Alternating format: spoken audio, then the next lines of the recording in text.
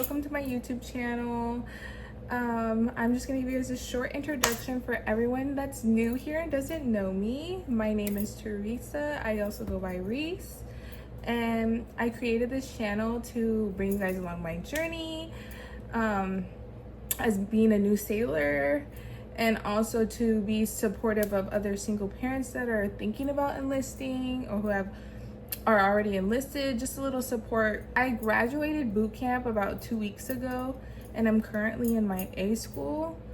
But in this video, I'm going to talk about my MEPS experience, my delayed entry program experience, also like what all I did to do and study for the ASVAB. I'm also going to talk a little bit about boot camp, and then I'll tie it into how my A school is going. So before I was thinking about enlisting, I had started my process already with the Air Force, and I took the ASVAB. I first took the PICAT.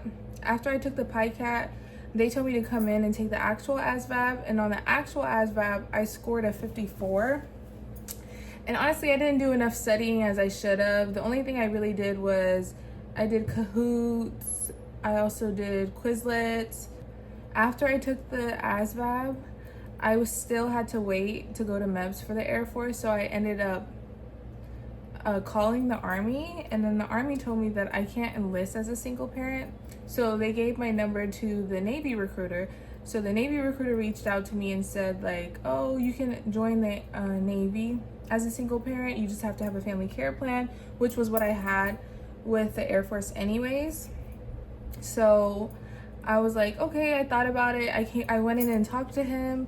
I would definitely suggest taking your time and talking and getting to know, like, any questions you have, talk to your recruiter, talk to your local recruiter. They definitely help, and it goes a long way. So I went into his office. I asked him questions that I had regarding like what jobs were available with my score. I'm not gonna lie, y'all, I did ChatGPT like what jobs would be the most realistic for me as a single parent.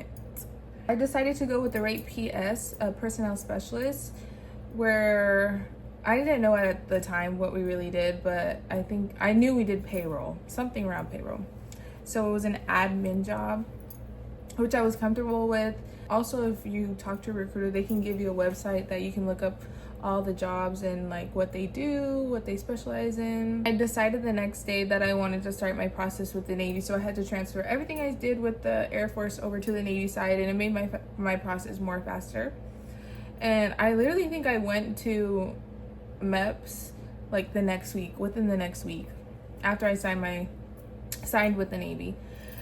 And so when I went to MEPS, it was my medical testing where they test your eyes, they test your pee, they test everything, make sure you're healthy and that nothing's wrong with you. I did have to get a waiver. I think I got a waiver. I'm honestly not sure, but I had to get a waiver for having eczema. I had like an eczema on my hand. But it was like 2 years ago, so they were able to get that waived.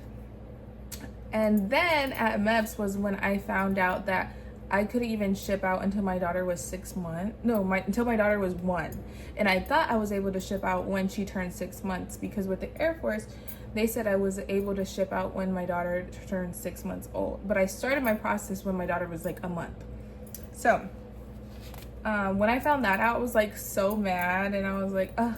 Like, I didn't want to wait anymore. I just wanted to already start my process. But I'm glad I did wait, because then I found out my recruiter had told me that if I have any college credit, I could enlist as an E3 or an E2. So I believe it was for an E2, it was 24 credits, and for an E3, it's 54. So when he told me that, I started going online and seeing like how could I get college credits fast. How could I get college credits in general? And then that's when I found out about CLEP exams and also Sophia Learning. And then I was trying to compare the two, like which one would be the most realistic for me and most affordable for me, because I was only working part-time, and Sophia Learning was only $100 a month. So I started doing that, and I didn't want to like waste my money, so I would just like on my free days where I didn't work, from morning till night, I would literally just study and take the coursework, I would finish like 3 courses a day within the span of 3 days, and each course was 3 credits. So I was able to get my 54 credits within like 3 months. And then after that, he sent my transcript over to MEPS so that they could do my paperwork so I could be considered an E3 before I shipped out. And so at MEPS, I was able to sign and pick out my ship out date, which was April 28th. I didn't really get no bonus or nothing, which I'm kind of mad about because I've met some PSs and RSs in boot camp and they all got bonuses like $5,000. Also, I wish I knew about TAR. I didn't know anything about TAR. TAR is kind of like the reserves, but you still do your job and you still go to work every single day. And there's like 2 girls in my class that are TAR PSs, and I wish I knew about TAR so I could have done that. But I'm still grateful for my job anyways. Things I did to prepare myself to go to boot camp was I set up POA, a temporary power of attorney for my mom, because my mom and my dad were going to be watching my children.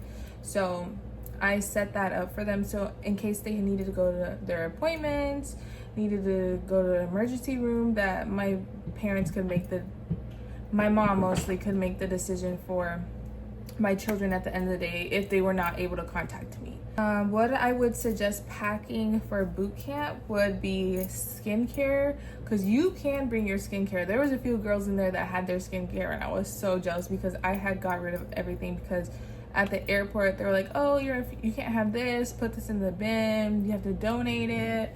And I was like so pissed. Definitely bring running shoes. Like, I regretted it so much not having running shoes. The shoes they issue you hurt so bad. Like, my feet were in pain every day, and you're gonna be standing all day or running or whatever they have you doing. And then I also wish I brought pictures of my kids. Like, especially in the beginning, like, it's so hard to like remember your why. And I only had like 2 pictures of my kids, and it was just like the only thing I was holding on to was my little 2 pictures of my babies. Another thing I would suggest bringing is makeup for grad, because let me tell you, the next there, they don't have no type of makeup. And when it was like the week before our graduation day, there was nothing in that next, like barely any makeup. There's only like lip gloss and mascara. Don't leave your makeup or your skincare or your running shoes in your ditty box. Just put all that in your sea bag, like literally. And also, if you want to bring like mailing stuff like stamps, letters, you can bring that too. I definitely brought it and forgot to pack it, so I wasn't able to use it during my whole boot camp until after graduation, and I got my ditty box. So what I would study before boot camp would be the Sailor's Creed, your Navy Corps values, your ranks and recognition, because let me tell you, there was like so many pay officers chiefs, master chiefs walking around, officers even, and when you don't know their rank, it's like such an embarrassing thing, and they'll yell at you about it. A brief summary of my boot camp experience: it was so boring, and it was really boring in the beginning. In the beginning, you just did a lot of standing around, stamping your clothes. It was so boring in the beginning. And then the first night, like, you don't even sleep.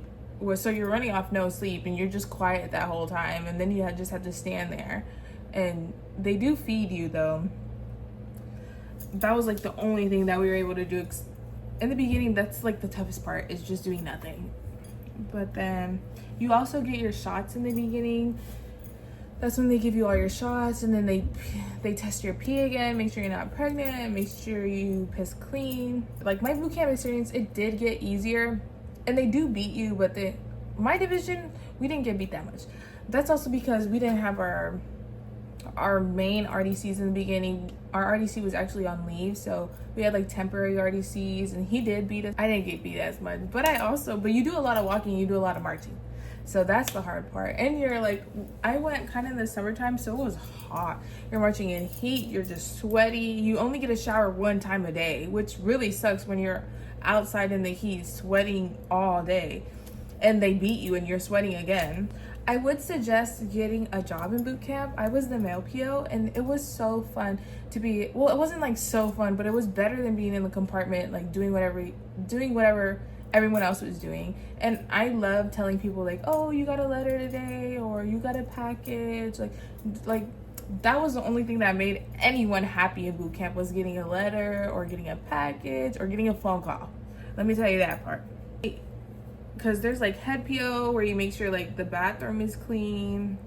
There's also the laundry PO where you do everyone's laundry. I think a lot of people like that job too, but me personally, nah. I didn't like doing other people's laundry. I didn't even like doing my own laundry, if I'm being honest. And then I believe all jobs that you get in boot camp, like AROC, RPOC, section leaders, they all, your RDCs are able to rank you up like a rank based off if you have a job in boot camp and you do well at your job. So because when it was toward the end of our graduation, like when we were about to graduate, they did tell a couple of them like, oh, like you ranked up, but it's at your RDC's discretion, trying not to get injured. Because let me tell you, there was like 2 females that came into our division that were in RCU, which is holding if you get injured, and they had to stay an extra 10 weeks on top of the time they had to do there, which sucks. Like I couldn't imagine doing that. I barely went to medical unless I was like sick, but I never went for like any bone pain, because let me tell you, when they do the x-rays and they do your bone scan, you usually end up in RCU, which sucks. So try not to get injured. And also, if you're overweight and you get to boot camp, you'll have to be extended like another 3 weeks, because me and my sister, we did the buddy program and we went together.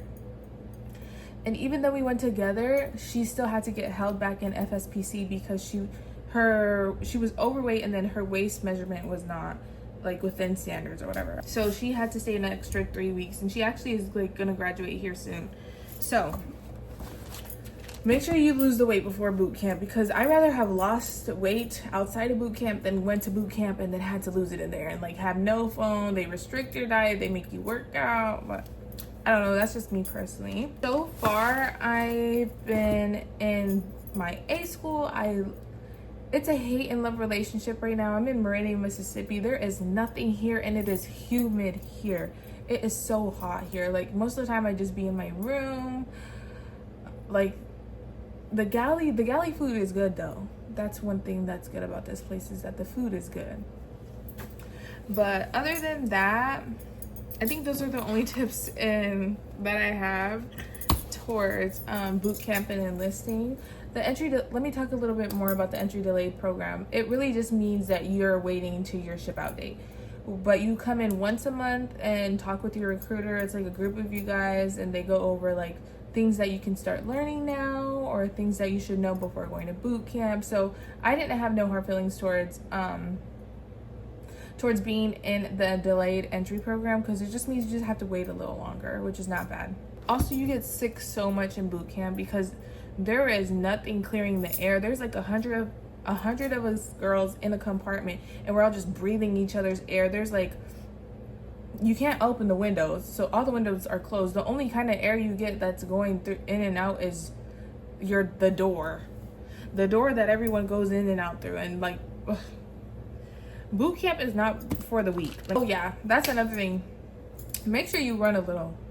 Like, it doesn't have to be a full-on sprint, but make sure you run a little bit, jog a little bit, because when you go to boot camp and you do I don't know if it's called the OPFA, you do your OPFA and you fail, you got to redo it, or you got to do the bike, and it's just like a whole bunch of extra work. They're gonna make you run there too. Like, I think we went like once or twice a week, and we just did running, and we ran for like 15-20 minutes, and your girl was not in shape. Let me tell you that part. I was out of breath,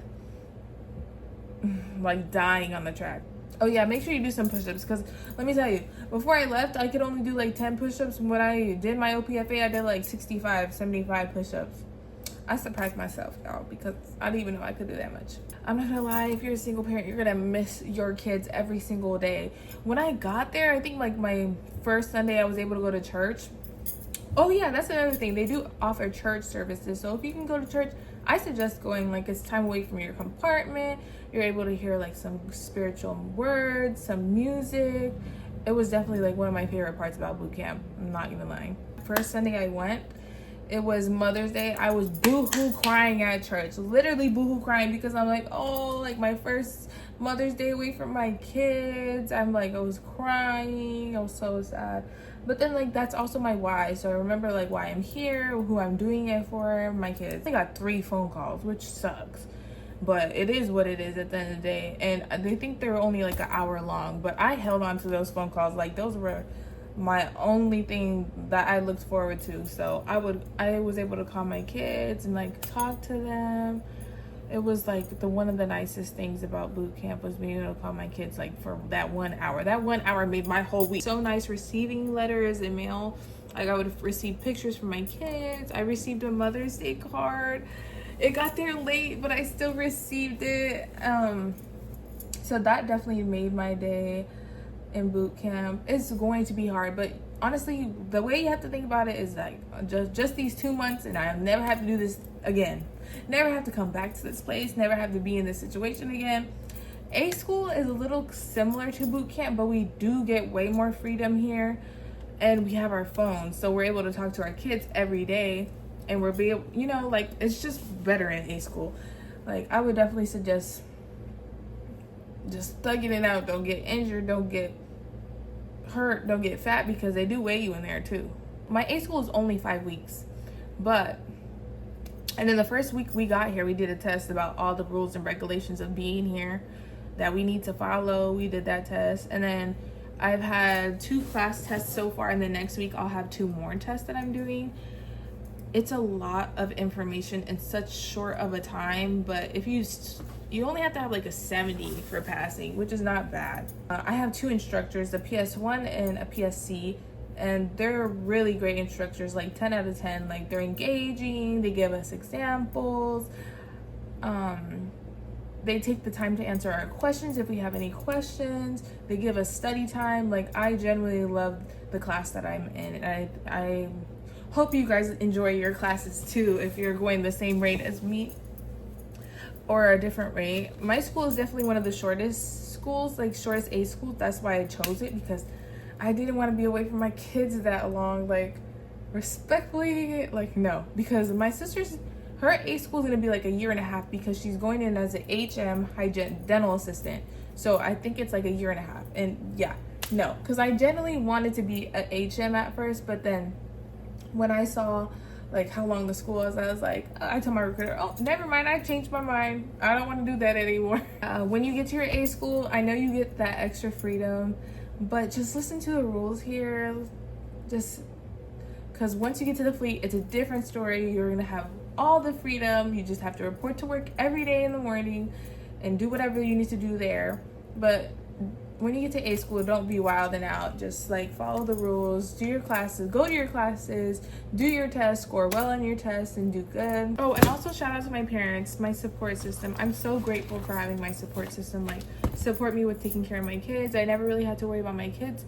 Like, of course I'm gonna always worry them at the end of the day. I'm their mom, but I never had to worry about my kids like going without meals or getting hurt or not feeling loved, because I knew my parents were going to be there to love and care and take care of them for that 2 months, and well, like this 3rd month as well. Also guys, I got my orders. I'm going to Norfolk, Virginia, TSC.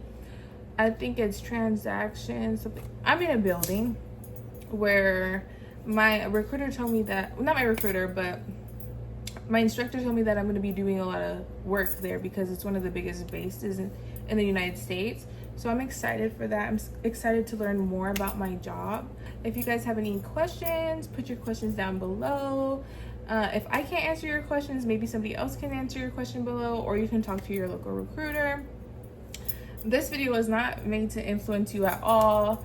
It's just my journey. If you guys had any questions, I made this YouTube channel because when I initially was enlisting for the Navy, I didn't see any videos of like single parents enlisting for the Navy. So I thought, oh, well, I'm just gonna create my own and That way, if any other single parents have any questions, they don't feel comfortable asking their recruiters yet, they could just ask me, and then I can just put it in this video. So to make it short and sweet, definitely check back in with my YouTube channel, and thank you for watching. Bye.